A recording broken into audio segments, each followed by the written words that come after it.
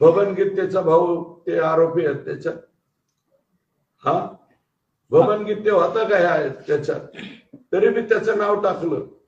एक साधं मीडियाने माझी विनंती आहे बाबा, आम्ही नाही बोललो, परंतु बबन गीते खरंच आरोपी आहे का त्याचं?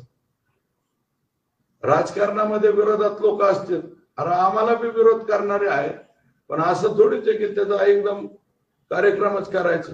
यादी आहे माझ्याकडे किती खून झाले त्याची बी यादी आली, उद्या किंवा परवा सांग. तिथं बबन गीते नावाचे एक हे ग्रस्त आहेत, ते तिथं नव्हतेच, पण त्यांनाही त्या गुन्ह्यात घेतलेलं आहे.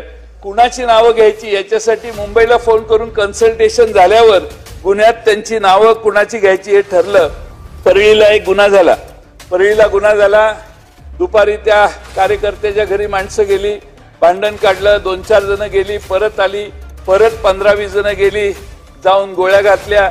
ज्याला गोळ्या घातल्या त्याच्या पोटातनं गोळी गेली, तो ऍडमिट झाला, तो जवळपास गेलेलाच होता. आणखीन त्यातल्या दुसऱ्याला पण एक गोळी लागली, तो मृत्यू झाला, मृत्युमुखी पडला.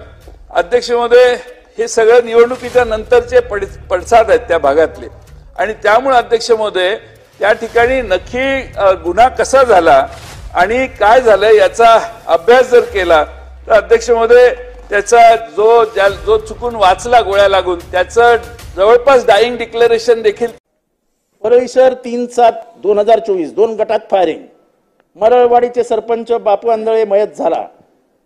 दुसऱ्या गटाचे माधव गीते जखमी झाले. त्यात बबन गीते तिथे नव्हताच. डिगोळेचा खून असेल, किशोर फडचा खून असेल, आता बबन गीतेला खून प्रकरणात अडकवणं असेल, किंवा आता मस्साजोगचं संतोष देशमुखांचं खून प्रकरण असेल, ह्या सगळ्या खून प्रकरणामध्ये एक संगती आहे. आता ही मी म्हटलं ना की या सगळ्या खून प्रकरणात एक संगती आहे, पण ही संगती शोधायची कोणी? अध्यक्ष आहेत. नाही, आमच्या पक्षाचे ते उपाध्यक्ष आहेत, आजही आहेत, कालही होते आणि ते पुढेही राहतील. त्याच्यामुळे त्यांनी हा गोळीबार केलाय का तर नाही असं आम्ही सर्वजण म्हणतोय, तेही म्हणतात, पण तरी त्यांचं नाव त्याच्यात घातलंय. अशा पद्धतीचे खोटे नाटे गुन्हे दाखल करणं कुणावर हे काम करतायत, तर हा काळ आणि वेळ त्यांना सांग. तुम्हाला दोघांना विनंती करायची आहे, बजरंग बाप्पाला आणि कोल्हे साहेबाला. मध्यंतरी एक खून या परळीमध्ये झाला आणि त्या खुनाच्या मध्ये बबन भाऊ गीतेंचं नाव गोवलं गेलं.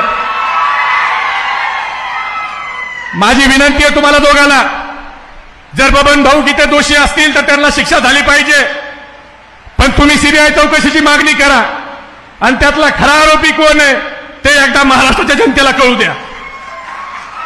शेवटी एक डीवायएसपी ज्याने बबन भाऊ गीतेंच्या घरामध्ये रिव्हॉल्वर सभापती पदाच्या वेळेला ठेवला, त्या डीवायएसपीची आज काय अवस्था आहे हे देखील अधिकाऱ्यांनी समजून घेतलं पाहिजे.